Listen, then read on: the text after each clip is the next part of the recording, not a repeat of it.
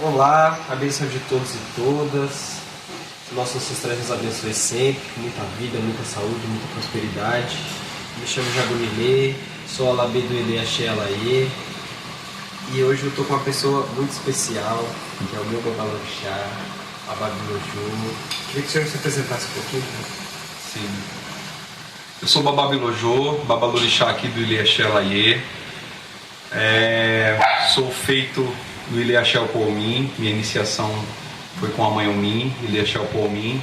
Tomei meu ciclo de obrigações de 3, onde eu nasci.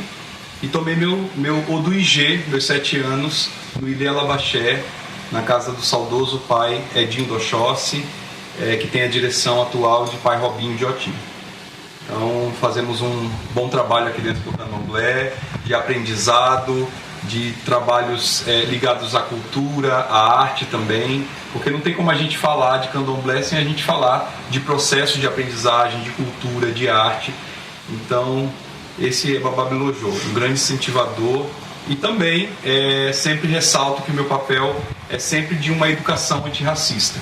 Eu acredito que a nossa presença na sociedade é sempre para trazer embates expressivos quanto à questão antirracista e toda essa cultura afro-religiosa. E hoje o tema vai ser talvez um pouco escasso, eu diria, que eu acho que é uma coisa que não se acha em qualquer lugar, que é uma coisa que foi também acho que apagada, né, com o tempo.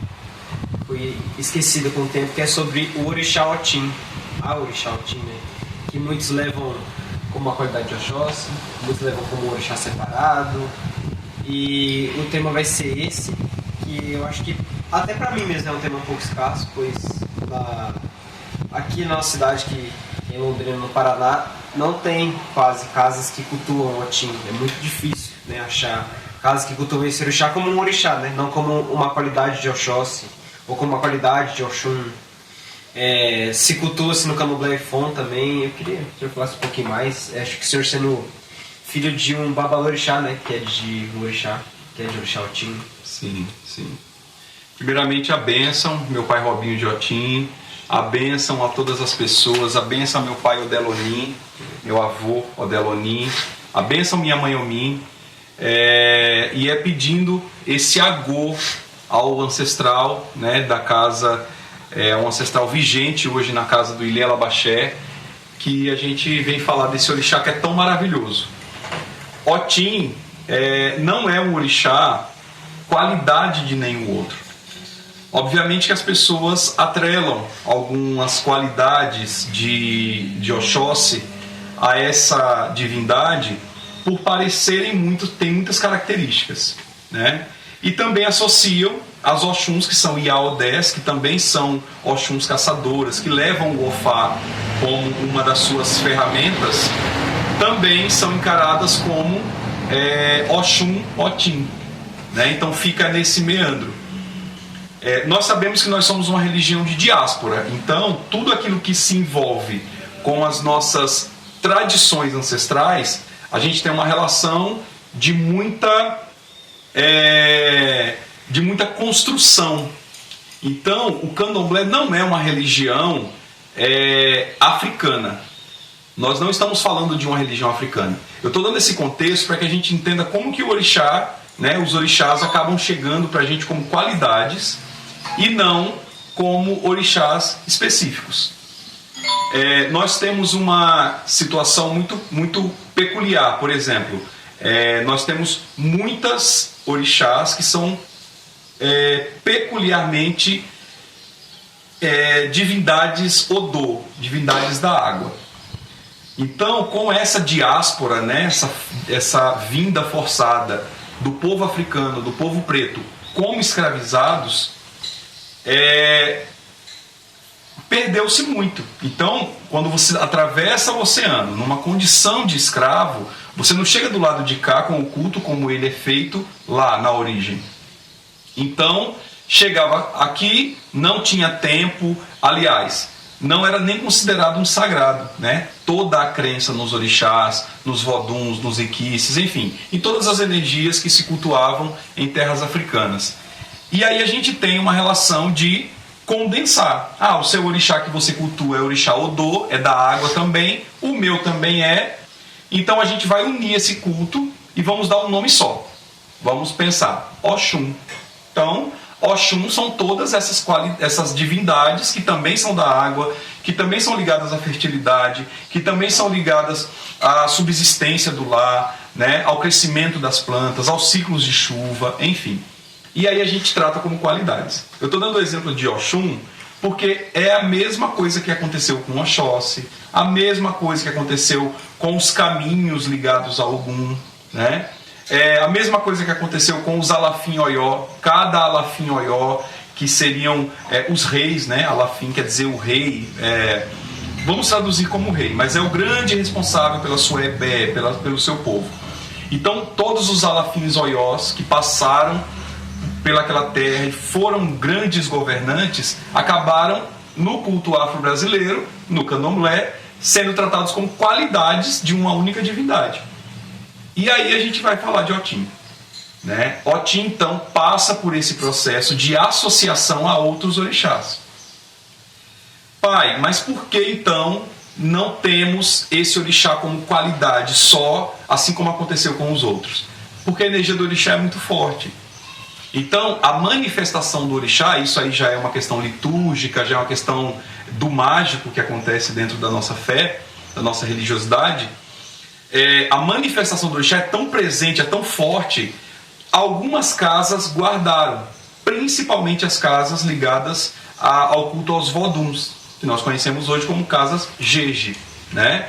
Que são de origens a esses cultos dos voduns. Voduns quer dizer uma energia ancestral, né? E como as pessoas que cultuam Vodum guardam muitas informações, eles guardaram muito conhecimento desse orixá especificamente, né? Então Yaotim acaba se manifestando em alguns espaços, muitas casas não têm o conhecimento e aí veste-se de Oxóssi ou veste-se de Oxum. E aí a gente tem uma relação de construir essa divindade, só que com outro nome, como qualidade de uma outra divindade, né? Então por isso que eu sempre digo, quando a gente vai tratar de divindade de terras africanas, de matriz africana, a gente tem que entender o processo, né? E Otim tem uma força muito grande e quando se manifesta numa casa, quando alguém nasce com o Ori, eu digo assim, com a dádiva, né, de ter sido escolhida ou escolhido por Mamãe Otim, a gente consegue ter uma manifestação maior e aí o sacerdote tem que ter humildade de procurar quem realmente entende dos caminhos para trazer, para fazer, para cultuar, né, para tornar litúrgico o culto a Yaotim. Eu queria perguntar para o senhor, pai, é uma coisa de, assim, uma dúvida mesmo. Senhor, qual foi a primeira lembrança, a primeira memória que o senhor criou com esse orixá, assim, na vida mesmo? Assim, o primeiro contato que o senhor teve com esse orixá, como que foi? A primeira vez que eu vi Yaotim foi a primeira vez que eu fui ao Alabaxé. Eu cheguei no Alabaxé em 2017, em dezembro, onde comemorava-se as festividades de Inhansã. E aí eu estava num processo de quase abandonando o candomblé por questões particulares. Eu acabei indo até o Recôncavo Baiano. Um fotógrafo chamado David me orientou a ir procurar essa casa e tudo mais, que era o Ilha Alabaxé, na festa de Inhansã, que era em comemoração a Inhansã de meu saudoso pai Edinho do Oxóssi. E Yaotim se manifestou no meu pai. Teve o momento de Yaotim ter esse transe no meu pai. Ali eu também acabei apagando, não tive nenhuma relação de olhar para ela assim. Parece que para mim o Shogyan respondendo naquele momento foi um convite, né? E depois desviraram o Shogyan e eu voltei para a sala e eu fiquei encantado. Primeiro que era um orixá muito diferente de todos os que eu tinha visto até no momento. Não era um Oxóssi, mas tinha características de Oxóssi. Não era uma Oxum, mas era uma grande Iabá e dava para sentir a energia dessa Iabá até nos trejeitos, no dançar, né, no bailar de Yaotin. Tinha uma energia pulsante como a energia de Ogum, mas também não era Ogum. Então era uma energia que parece que ficava, né, a primeiro momento na minha cabeça, ficava entre essas energias. Eu sabia que era Pai Robinho de Otim, mas na minha cabeça até então, eu era um Iaô, né, estava desacreditado mesmo de algumas questões religiosas.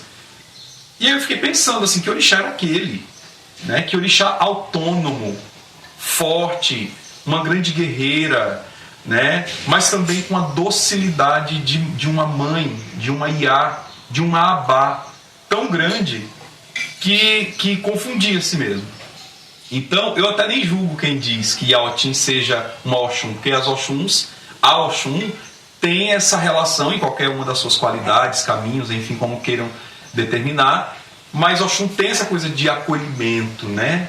Tem esse grande acolhimento, esse grande colo de mãe. E Yaotin também possui essa docilidade, essa ternura de mãe. Então, o meu primeiro impacto assim foi ficar em dúvida sobre se era uma Iabá, um Oboró, um caçador, uma caçadora, uma grande Abá. Aquilo me confundia. E com o passar dos anos, acabei entrando na casa, acabei fazendo parte, que culminou no meu do IG, e também na abertura do Ilha Xalaie, dessa casa aqui. Então, com o tempo eu fui construindo e desconstruindo, na verdade, eu acho que a palavra correta é desconstruindo. Fui desconstruindo essa ideia de que Otim se enquadrava num certo padrão, né? E de todos os orixás, assim, eu acho que Yaotin tem essa característica de não se enquadrar. É muito fácil você olhar para uma pessoa de Iemanjá e aí você falar, ela é de Iemanjá, nossa, ela é muito parecida com fulana. Nossa, esse orixá, fulano também é de Iemanjá. Oxum com Oxum, nossa, é muito parecido. As pessoas de Otim são muito singulares. São pessoas que você não tem como relacionar umas às outras, né? Porque dependendo do caminho, dependendo da força, se é mais caçadora, mais maternal, mais lutadora, enfim, você constrói um arquétipo de uma pessoa diferente, né? Cada pessoa parece que é única. Então foi isso que mais me chocou em Otim, assim, essa capacidade de não se enquadrar. Perfeito. E diante, né, dessas histórias, né, desses passagens que o senhor fala sobre o Orixá Otim, tem alguma cantiga assim, que o senhor lembra assim, desse momento, eu acho que nesse momento, eu acho que quando um orixá de um babalorixá está em terra, eu acho que é um momento de festa, né? Então eu acho que houve sim um momento de festa, né? Então o senhor lembra de alguma cantiga que foi entoada para esse orixá? Sim.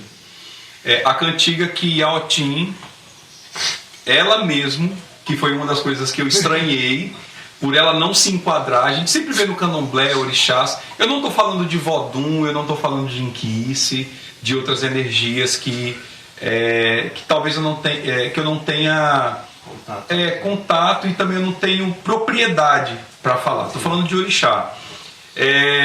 A gente sempre vê os orixás calados e tal, olho mais cerrado. Tem alguns orixás que abrem bem o olho e tal, conversam com as equedes e tal.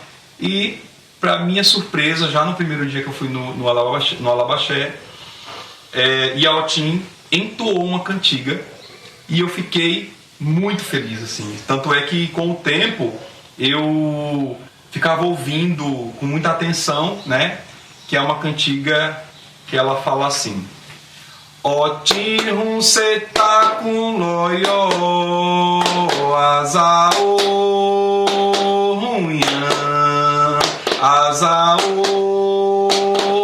Azao no Rumbo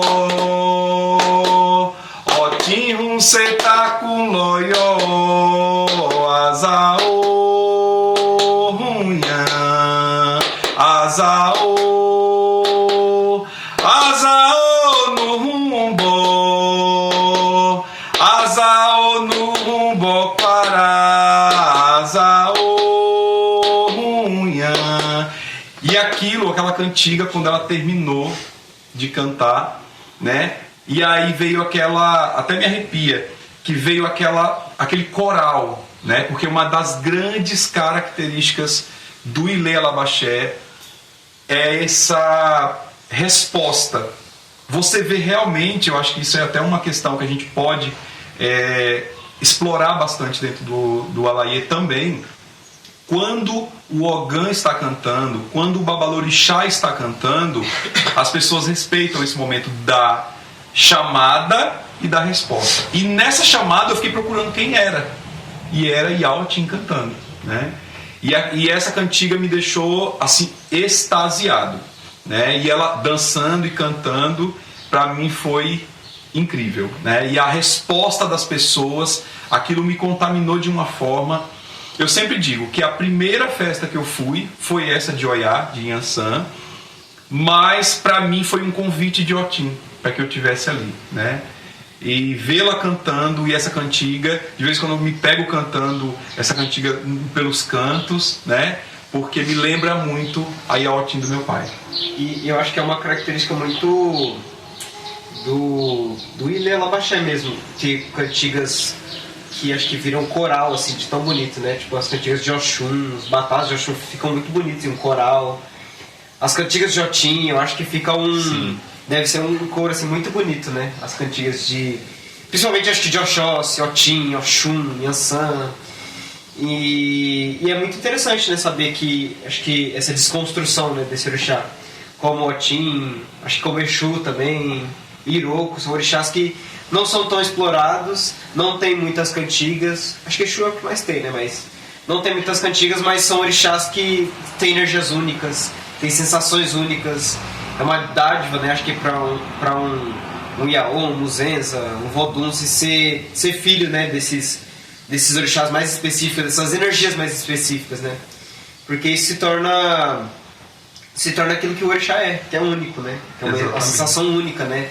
Tem um orixá na sua cabeça, tem um orixá cuidando de você, tem um Vodun ao seu lado, tem um Inquice ao seu lado. Acho que isso é uma sensação única que as pessoas sentem. Isso. Como que... Eu queria perguntar também para o senhor, acho que como que essa sensação age assim, na vida do senhor?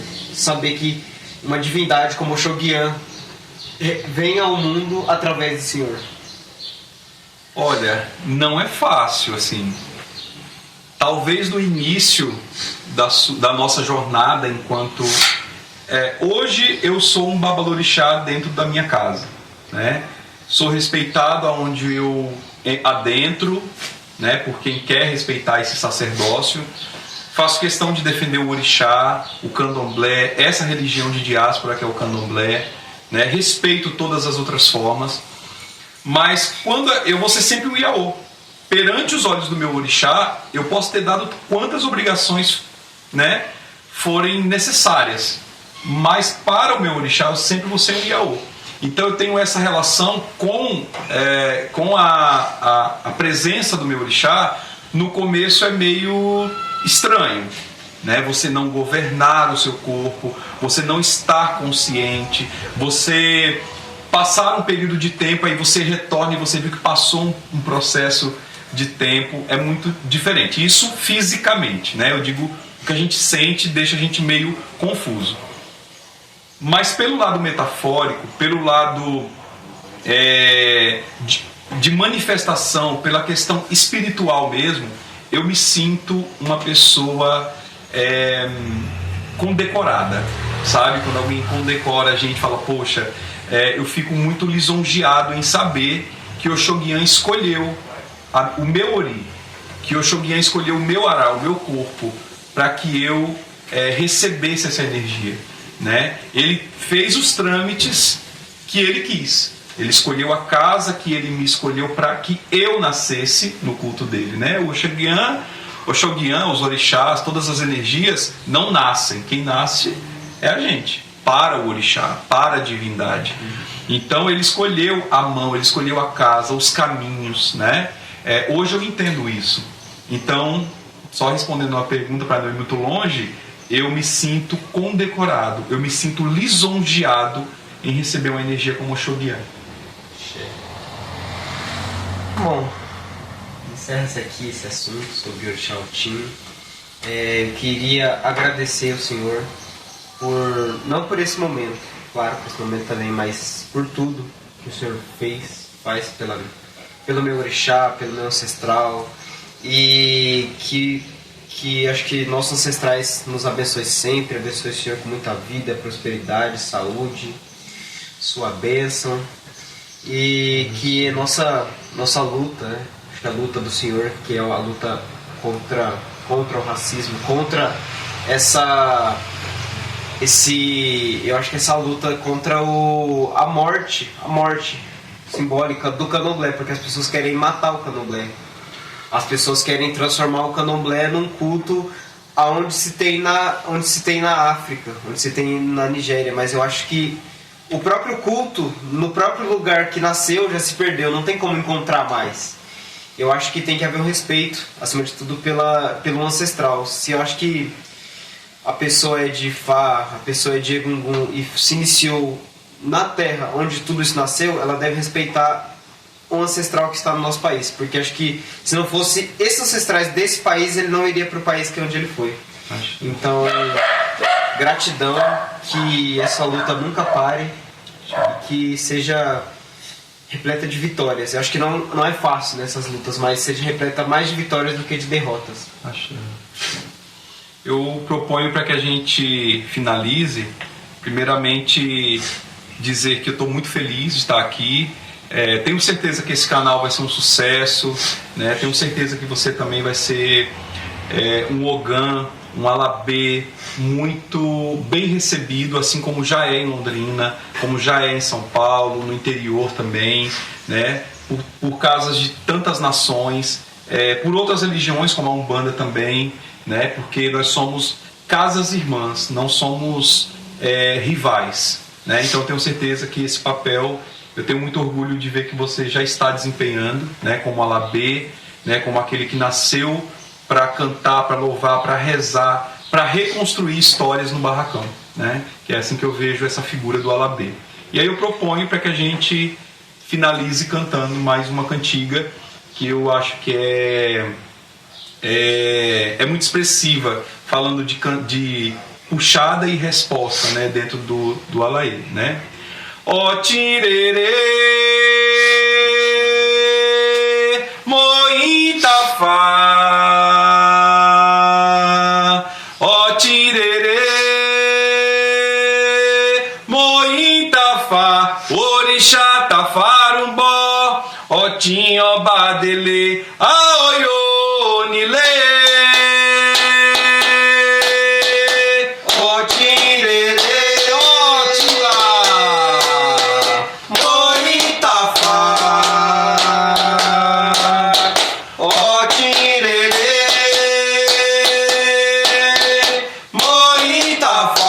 Orixá tafarumbó, ó tinhobadele,